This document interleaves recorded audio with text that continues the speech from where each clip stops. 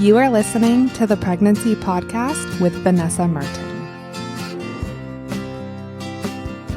Hello, thank you for tuning into the Pregnancy Podcast. In today's episode, we're talking about stress and anxiety in pregnancy. We all deal with some level of stress on a daily basis. When you're pregnant, that can be a period of additional stress. You're going through a lot of physical changes, you're preparing for birth and a new baby. In a sense, everything that you expose yourself to during pregnancy can also affect your baby, and stress is not an exception. Physiological changes that happen when you're under stress can impact your developing baby. Stress that puts you at a higher risk for some complications can also affect your baby's health and development. How you and your baby are affected by stress, both in the short and the long term, is a function of your stress response and your ability to turn it off. The good news is that understanding your stress response and learning about evidence-based tools to manage stress can minimize the adverse effects for you and your baby, and it's going to positively impact your mental health. You can find the complete article and all of the resources for this episode at pregnancypodcast.com/stress. You are on the public feed of the podcast, which gives you access to a limited number of episodes, and you will hear advertisements. Become a Pregnancy Podcast Premium member for an ad-free experience. Plus, you get access to hundreds of episodes exclusively available to premium members. One of my favorite things about doing this podcast is that I spend so much time researching, digging through evidence, going down all the rabbit holes so that you don't have to. Whatever you're looking for more information on, whether it's a pregnancy symptom or if you're debating about including something in your birth plan, there is an episode of the Pregnancy Podcast that has all the information you need. Check out Pregnancy Podcast Premium at pregnancypodcast.com/premium. As the #1 baby monitor brand in North America, VTech is trusted by millions of families to deliver crystal clear HD video, reliable performance, strong night vision, and convenient smartphone access. The Smart HD Plus is designed for families that want flexibility and peace of mind at home and on the go. It has full high-def video on a 5.5-inch parent unit or your smartphone with no monthly fees. Check out the VTech Smart HD Plus at pregnancypodcast.com/HD Plus and save 20% with the code VTPodcast20. 8 Sheep Organics makes amazing 100% clean natural pregnancy products. From skincare to treating common pregnancy symptoms, 8 Sheep has you covered. Every product comes with a 100-day happiness guarantee, and you can try it risk-free for 100 days.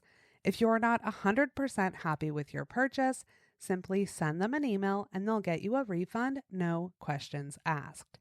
Check out 8 Sheep Organics and save 10% when you go to pregnancypodcast.com/8sheep. That's the number 8 and sheep like the animal. 8 sheep. Stress is a state of mental or emotional strain or tension that results from adverse or demanding circumstances. Stressors can be psychological, they can be physical. We tend to think of stress as a negative response. But how your stress response actually functions and how it affects your body is a lot more nuanced than simply being positive or negative. This episode's going to help you understand your stress response and give you some powerful tools to mitigate the impacts of stress on you and your baby. Stress can grow over time to more severe conditions like anxiety and depression, which can be devastating. If you are struggling with your mental health, please do not struggle alone. Talk to your doctor or midwife about how you're feeling and work on a plan to access resources that can help. Pregnancy is a unique phase where you will encounter additional stress. You're going to be under physical stress from common symptoms like morning sickness, heartburn, constipation, aches and pains. You're also going to go through a lot of emotional changes due to increased levels of hormones. And you're embarking on a new journey where you will be responsible for the health and well-being of a human. Thankfully, you have 9 months to prepare and plan. And that may seem like a long time, but all the learning, planning, all the work that you're putting into preparing to be a parent can sometimes be overwhelming. It could be 9 months of worrying that your baby will be healthy. You may have anxiety about your birth going as planned or that you're going to be a good parent. And the last thing that you need to stress out about is stress. So we are going to talk about how stress affects you we'll get into some of the evidence on stress during pregnancy. And then in the second half of this episode, we're going to go through some evidence-based practices to mitigate stress. First, we have to talk about your stress response. Your nervous system, that includes your brain, your spinal cord, and nerves throughout your whole body, it's a complex system that controls everything: breathing, moving, feeling emotions. Part of your system is your autonomic nervous system, and that controls your actions and your bodily functions without thinking about them, including how you respond to stress. Your autonomic nervous system includes your sympathetic and your parasympathetic systems. Your sympathetic system is the fight or flight, and your parasympathetic is the rest and digest. So these systems work together to regulate all of your body's functions. Your stress response is triggered by your sympathetic nervous system. When you encounter a physical or emotional stressor, your brain communicates with a chain of neurons in the middle of your body, and that releases a chemical called acetylcholine. Other neurons throughout your body will respond to that, and they will release epinephrine, which also goes by the name adrenaline. Epinephrine activates some systems in your body, and then it's going to shut down or downregulate others. Your heart rate increases, your breath rate increases, your lungs are going to increase their capacity for oxygen. Your senses, like your sight and hearing, can become sharper. Your body is preparing you to act quickly to the stressor. And as your body's prioritizing energy to these systems that can help you escape the threat, functions that are not needed for immediate survival, like digestion, are halted. Your brain also triggers hormones that lead to the release of cortisol, and their cortisol levels will remain elevated until the threat or the stressor disappears. This all describes your flight or fight response. It's important to know that the duration of stress matters. Not all stress is bad. Humans would not be around today if we didn't have a stress response. So we may have developed this mechanism to prevent us from being eaten by predators, but other forms of stress aren't just a modern problem. For all of human history, we've had to deal with stressors from strained relationships, loss, lack of resources, and a whole pile of reasons other than just avoiding a hungry predator. Short-term stress can be beneficial. Acute stress can trigger your immune system to fight off illness. The immediate chain reaction to a stressor can make you instantly move out of physical danger. The stress of a work deadline can motivate you to finish a project. When you experience short-term stress, your parasympathetic nervous system activates to turn off the stress response, which brings your body back to a relaxed state. The issue is that your stress response is not designed to be active for long periods. So when you experience constant, prolonged, or chronic stress, the effects are much more significant than with short-term or acute stress. There's a lot of evidence that stress can affect your health in both the short and the long term. Hormones that are involved in the stress response also serve other functions. So as a result, overactivating your stress system for long periods can affect nearly every system in your body. Hormones released during periods of stress play a critical role in your immune system function, so chronic stress can actually impair your immune system. Your brain is responsible for initiating your stress response, but when stress happens too often and for long periods, it can actually cause structural changes to your brain that alter your response to stress, cognition, and memory. During acute stress, your muscles tense up. And then once that stress passes, they release. Chronic stress can cause your muscles to be tense for long periods, and that can have a lasting impact on your musculoskeletal system. Short-term stress can increase your heart rate, but over time, chronic stress can affect your cardiovascular system by increasing inflammation, increasing the risk of hypertension, which is high blood pressure, heart attack, or stroke. We talked about the fight or flight scenario and how functions that are not needed for immediate survival, like digestion, are halted. Long-term stress can actually harm your gastrointestinal tract. Processes like nutrient absorption, your GI tract movement, intestinal permeability, mucus and stomach acid secretion, your gut microbiome, and inflammation can all be affected by stress. Long-term stress can also have negative impacts on your nutrition through loss of appetite.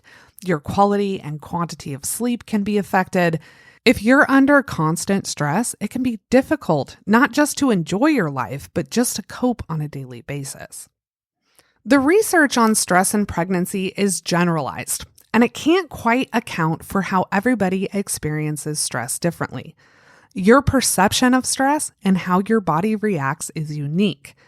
There's physical and psychological mechanisms, including your past experiences, the environment you're in, your age, that all influence the complex stress response system. Even your biological sex can affect how sensitive your stress response system is and affect your ability to recover after a stressful event. A lot of the research that we talk about today is done on animals. And research on animals allows us to study stress during pregnancy at a level that would not be possible with human subjects. Most of these studies are utilizing rats, and then they subject them to stress by isolation with an unfamiliar rat. While rats and humans are certainly different, we are genetically similar, and both species have complex social interactions. Animal studies have provided a wealth of information that we would not otherwise have. And there's a lot that we've learned from research on animals that we can apply to humans. One of the biggest concerns about stress in pregnancy is a possible link to miscarriage. Miscarriage describes pregnancy loss before 20 weeks. And the most widely accepted statistic is that 10 to 15% of clinically recognized pregnancies result in a loss. One study showed this number might even be higher for pregnancies that miscarry before being clinically recognized, and it could be as high as 1 in 3. The possibility of miscarrying can be terrifying. And for a mother who experiences a miscarriage, it can be devastating, especially if she's blaming herself or blaming stress in her life for her loss. A systematic review and meta-analysis investigated whether maternal psychological stress is associated with an increased risk of miscarriage. They found the risk of miscarriage was significantly higher in women with a history of exposure to psychological stress, by 42%. The study authors do note that doctors and other healthcare professionals often dismiss a link between stress and miscarriage. And that may be due to doctors not wanting patients to feel responsible for pregnancy loss. There are so many possible causes of miscarriage, and most are due to a chromosomal abnormality, which is something you have absolutely no control over. Most women who experience a miscarriage are never going to know the underlying cause. Please do not feel responsible for losing a pregnancy, even if you are in a period where you're under a tremendous amount of stress. There is evidence that stress can increase your risk for preterm birth. One study found that approximately 20% of participants' preterm births were estimated to be due to maternal stress exposure during pregnancy as an attributable factor. In addition to stress, there's a lot of other factors that can increase your risk for preterm birth. So like miscarriage, if your baby is born early, you're likely never going to know the underlying cause, and you cannot blame yourself and think that it's something you did. There are thousands of studies on the potential impact of maternal stress on a developing baby. By examining some of this research, you'll better understand the mechanisms of how stress can impact your baby during pregnancy. Research shows that stress in a pregnant mother can impact the stress hormones secreted by the placenta and that circulate in the amniotic fluid. In one study, scientists measured hormone levels in the amniotic fluid. They did this with an amniocentesis. This created an acutely stressful event because an amniocentesis involves inserting a needle through your belly into the amniotic sac, and that comes with risks to both you and your baby. So it's an acutely stressful event for a mother. Mothers recorded long-term stress with questionnaires. The researchers found no connection between short-term stress and stress hormones in the amniotic fluid, but there was an increase in stress hormones in the amniotic fluid when the mother reported long-term stress. It's thought that the key pathway that maternal stress transfers to a baby is through maternal fetal transfer of cortisol. There's an enzyme that regulates this transfer through the placenta, and it converts about 80 to 90% of maternal cortisol into an inactive form, which is cortisone. Animal studies have shown that increasing levels of maternal cortisol actually downregulate the activity of this enzyme, which can create an increase in fetal exposure to maternal cortisol. So we know that cortisol will transfer from a mother to her baby. But on the flip side of that, there's also evidence that cortisol is probably not the sole mediator between perceived stress and measured outcomes. And as with a lot of things that we're talking about in today's episode, we're still working on research to fully understand this. There's some research that shows that stress can impact the development of your baby's brain. A study used hair samples from 78 pregnant women to measure cortisol in the previous 3 months. And then they looked at the brain structures of their babies with MRIs. The study found that cortisol levels in the mother are linked to the development of the baby's amygdala. That's an area of the brain that's involved in emotional and social development in childhood. And cortisol was also linked to differences in brain connections. In addition to affecting your baby physically, stress in pregnancy can impact a child's behavior and mental health later on. One study found a link between emotional stress during pregnancy and infant stress reactivity. That in turn can influence mother-child interaction up to preschool age. Some research shows that maternal stress during pregnancy is associated with the development of ADHD. One study used siblings so that they could control confounding factors like parenting style, home environment, and they found that maternal stress during pregnancy increases the risk of an ADHD diagnosis later in life.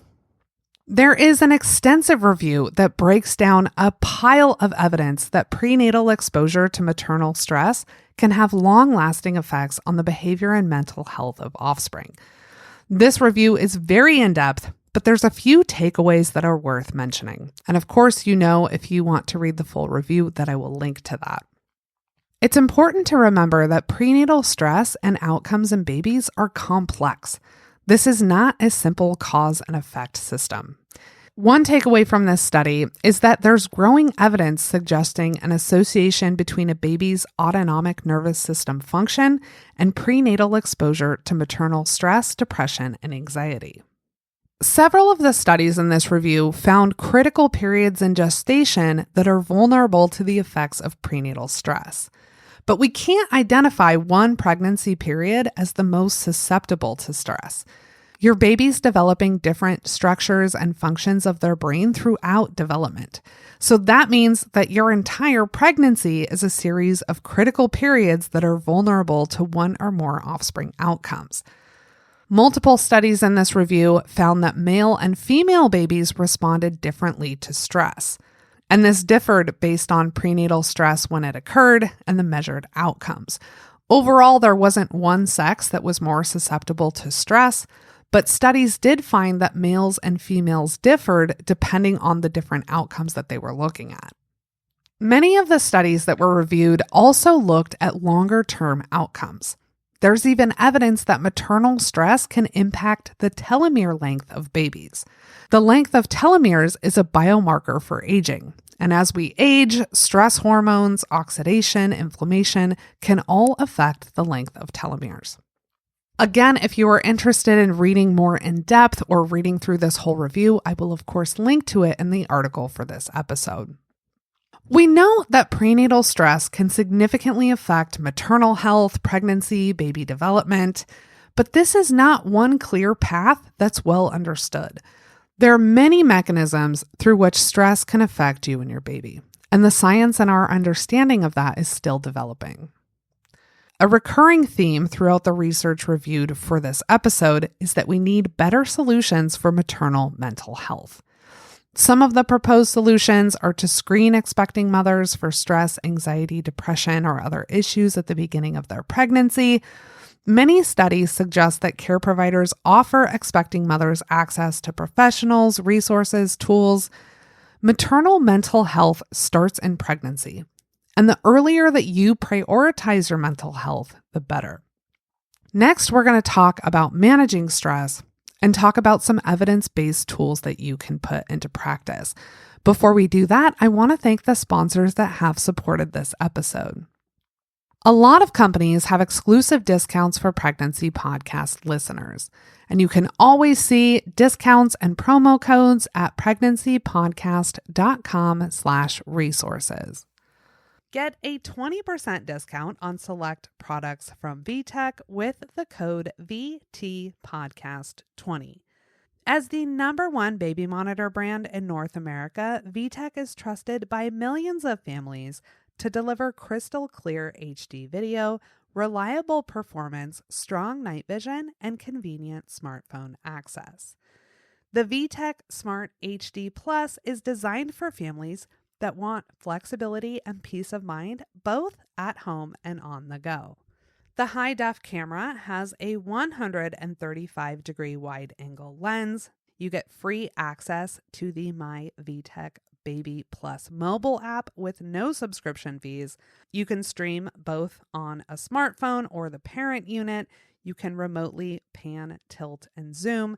There's also two-way talk, soothing sounds, and lullabies, motion and temperature sensors with alerts, infrared night vision, and a private encrypted video connection. The Smart HD Plus offers high-def video with no monthly fees. As the #1 baby monitor brand in North America, VTech is trusted by millions of families.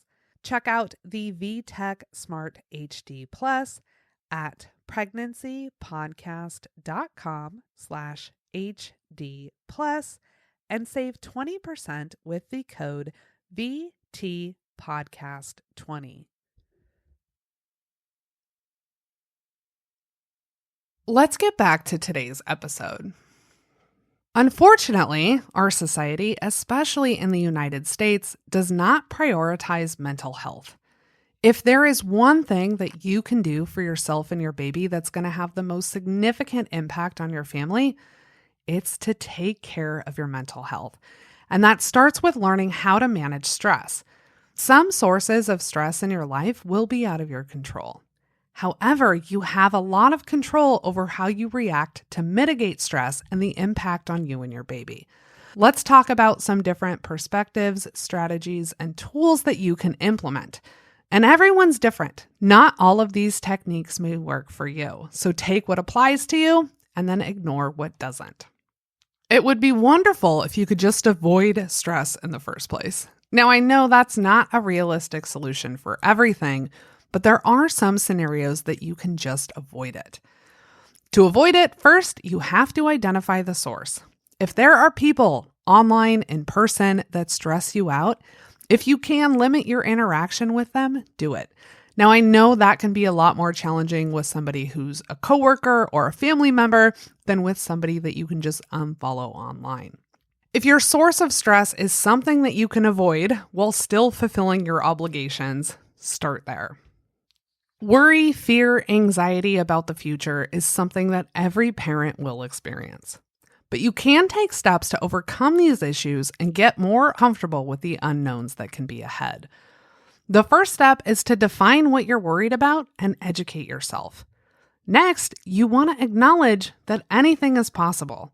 And it may help to acknowledge that what you're concerned about could actually happen. At that point, you can prepare and develop a plan for handling that situation. If you're worried about your birth, there is so much that you can do to educate yourself and prepare. Also, having a plan B is an excellent way to alleviate anxiety about what happens if your birth does not go as planned. If you have anxiety about maternity leave or what you're going to do with your baby once you return to work, take steps to explore your options and start working on a plan. Taking action is almost always better than doing nothing, and all you can do is control what is in your control. Everyone varies in their response to stress, and there is no one-size-fits-all solution for everybody. So we're going to talk about a lot of different strategies, and you may need to try several to find what works best for you. I'm going to start with my very favorite one. This is a technique that I learned about from Andrew Huberman. He's a neuroscientist and a fantastic resource. He says, in light of how your stress response system operates, the best tools to reduce stress quickly are those with a direct line to your autonomic nervous system. And you can control this by controlling your breath. So if you make your exhales longer and more vigorous than your inhales, it's going to slow down your heart rate. So that's a function of how your diaphragm moves with your breath and the space created for your heart. This exhale-emphasized breathing is known as the physiological sigh. So this is a double inhale followed by a long exhale. This lets your body eliminate extra carbon dioxide and immediately calms you down. If you perform this breathing technique 1 to 3 times, it can quickly diminish your stress response in real time. Andrew Huberman has a fantastic video with more tools for managing stress. I will link to that. And the Huberman Lab podcast is a terrific resource for neuroscience and science-based tools for everyday life. A large body of evidence supports a connection between social connection and physical and mental health. Humans are social creatures, and we're wired to connect with others. A study examined 27 stress indicators during pregnancy, including psychosocial, physical, lifestyle. Almost 67% of women were in the healthy group, about 17% were in the psychologically stressed group and had clinically meaningful elevations in perceived stress, depression, and anxiety, and 16% were physically stressed with higher blood pressure and increased caloric intake. The researchers found that social support contributed most to differentiating these 3 groups, and they looked at 3 different forms of social support. Others with whom to talk and spend time, and whom to rely on for material help. Starting or growing your family involves significant life changes, and these can have big impacts on your lifestyle and the people that you connect with. Going through pregnancy or parenting in isolation, or with little support from a larger community of friends and family, will make everything more difficult. If you feel like you need a better support system, that is something you have the power to change. There will always be people going through pregnancy and having babies in your community or your area. You have the opportunity to meet other expecting or new parents through an in-person birth class, a local Facebook or meetup group, even at your neighborhood park. Pregnancy or having children around the same age is an instant common ground to connect with others. Social connection can also come from your partner. If you're feeling stressed, please share your feelings with your partner. And if you don't have a partner present, try talking to a friend or a family member. Sometimes even sharing just what you're feeling can make you feel better. Having another person's point of view can also help you work through some solutions or put your experiences in a different perspective. One significant contributor to stress can be mental load. So this term describes everything that you keep track of in your brain. This is the invisible labor that you do every day that usually goes unnoticed by others. This could include what you need to pick up at the grocery store, that you're overdue for scheduling a dentist appointment, that next week is your best friend's birthday and you need to buy a gift. If you're in a relationship, it tends to be one person that takes on more of the mental load. Stereotypically, this is something that women do more than men. Your mental load is going to exponentially grow as you become a mother. So you may be experiencing it now, thinking about your prenatal appointments, prenatal testing options, ultrasounds, baby showers, what kind of crib you should get, planning for maternity leave, what you're going to do for childcare when you return to work. It's a never-ending list of things that you track in your head that can easily contribute to stress. One tip that may help with your mental load is to get everything written down and out of your head. I like to call this a brain dump. You can make a note on your phone, on paper, in a task management app. If you're thinking about that you need to take your car in for an oil change, schedule it so you don't have to think about it. Just get everything out of your head, record it somewhere other than your brain. The best place to start that is with a brain dump and just make a list of everything that you're thinking about. If you're carrying the bulk of the mental load in your household, then you're the project manager of your home. And if you can, delegate, automate, or batch tasks. Delegating tasks seems like a great solution. However, for delegation to actually work, that means that someone else should complete the task without you having to follow up. So if you ask your partner to tackle a project before the family comes to visit, but you feel like you have to constantly remind them to do it or you have to constantly follow up, you haven't taken this task away from your mental load. You're still managing it. So the goal, if you delegate, is to delegate it so that you don't have to think about it. Even asking your partner, friends, family for assistance with small things can take a lot off your plate. And if you have the financial means to delegate tasks to a third-party paid service, take advantage of it. Sign up for a meal delivery service, get your groceries delivered to your door, or hire a service to clean your house. If there are tasks that you can automate, that can also make the list of things that you have to do in your head a little bit shorter. You can sign up for recurring subscriptions for household items that you need regularly. You can set up some bills on autopay so that you don't have to think about them every month when they come due. You may also be able to batch tasks. Perfect example of this is meal prepping. Prepping even just 2 to 3 meals at one time can minimize the time that you're spending preparing food. It can reduce decision making because you already know what you're going to eat. Anything that you can do to lessen your mental load and everything that you're keeping track of can lower your stress. So make a brain dump, get everything out of your brain and on paper or on your phone, and then if you can, delegate, automate, and batch tasks. When you're going through periods that are stressful, your health can be affected because stress is going to impact your diet, your sleep, and your overall health. You can buffer some of these adverse effects by paying extra attention to taking care of these areas of your health.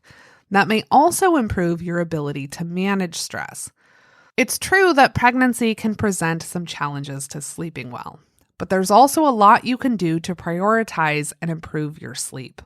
There's a couple of episodes of the podcast on sleep that will help walk you through this. Also, stress and diet can affect each other. If you're stressed out, you may be indulging in less healthy food, and then eating unhealthy food can also affect your energy and your health, which can in turn increase stress.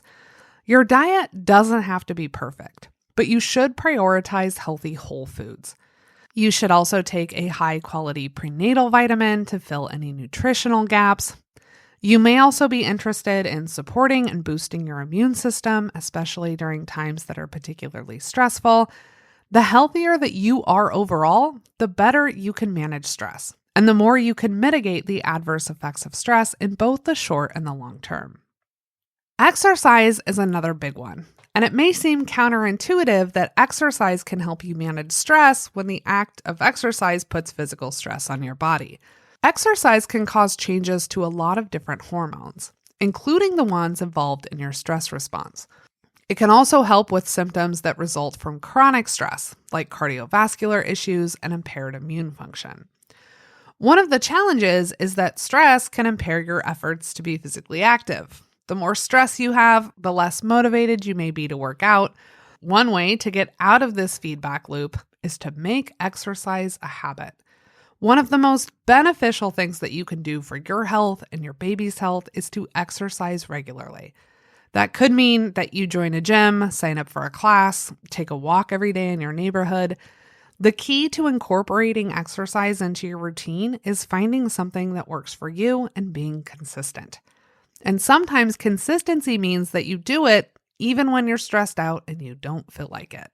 In the long run, you will experience less stress and better manage your stress if you exercise regularly. Another tool you may want to try is journaling. If you're journaling or writing about your experiences and emotions, that can be a helpful tool to manage stress. Evidence shows that expressive writing has both short and long-term beneficial effects, especially when it comes to stress. If you're new to journaling, it can be very awkward to pick up a pen and stare at a blank piece of paper, wondering what you should be writing about. You can start by simply writing about what you did that day or what you plan to do. You can write about how you feel, what you're grateful for, maybe something you're looking forward to after your baby's born. You could write about something you're going through that's particularly frustrating. Like any tool, the more you practice journaling, the easier it becomes. And other than taking a few minutes of your time, there's really no downside to trying this out. Once you're a parent, there is a fantastic tool that you can use to mitigate stress in both you and your baby. Your newborn is going to have limited methods to regulate their stress, so they rely on you to help them regulate. Skin-to-skin contact is a fantastic tool for this. It stabilizes your baby's heart rate, breathing, and temperature, and reduces stress in both you and your baby. And these benefits are not just for moms. Dads and partners should also be getting skin to skin with their babies.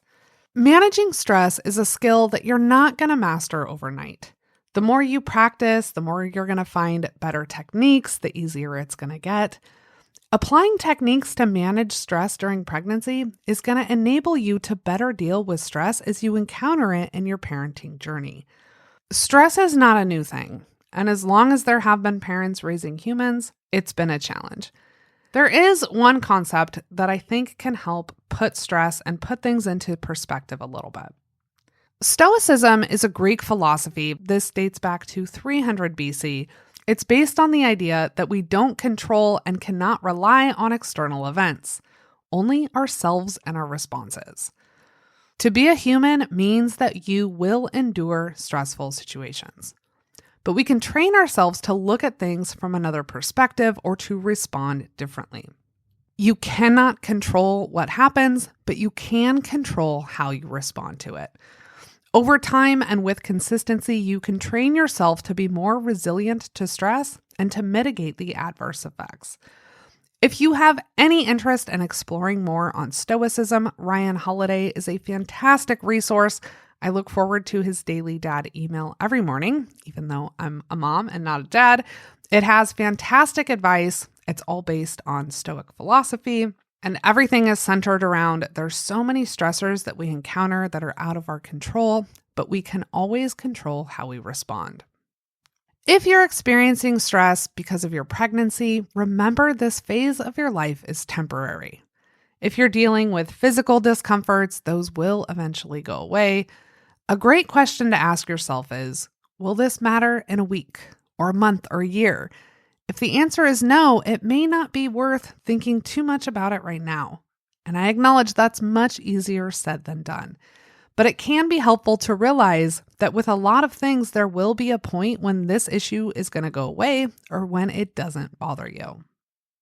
While some stress is normal, other conditions like anxiety, depression may require intervention and assistance. If there's something causing stress concerning your pregnancy or your birth planning, please talk to your doctor or midwife. If you're having deeper feelings or you're struggling, you could benefit from seeing a therapist or another specialist. It can be really challenging to admit that you're having a tough time or to ask for help. But it will be far more difficult to try and deal with a mental health issue alone in the long run. So please talk to your doctor or midwife and let them know how you are feeling. The biggest takeaway that I want you to have from this episode is that learning to manage your stress is a lifelong process that takes work. Pregnancy is a complex process, and how stress affects that and affects your baby is something even the most intelligent scientists don't fully understand. All you can do is try your best. Taking some small steps now and consistently working on them will significantly benefit your life and your baby's life, both while you're pregnant right now and in the long run. And like everything, it will get easier. To recap today's episode, we talked about stress and anxiety during pregnancy. We went through quite a bit of research on how stress can impact you and your baby when you're pregnant, and also went through a lot of different tools and techniques to mitigate stress or lessen the negative effects of it. I want to thank you for tuning into the Pregnancy Podcast today. I hope that you find this episode helpful. If you know somebody that you think this episode would be good for, please share it. So many listeners find the podcast through recommendations, and I always appreciate you sharing it. As always, you can contact me, Vanessa, at pregnancypodcast.com. You can read the full article and see all of the resources, links to research, and everything that accompanies this episode at pregnancypodcast.com/stress. If you're looking for more evidence-based information, or you would just like an ad-free experience, become a Pregnancy Podcast Premium member. Premium members get every single episode of the podcast ad-free, including hundreds of episodes exclusively available to premium members. Check out Pregnancy Podcast Premium at pregnancypodcast.com/premium.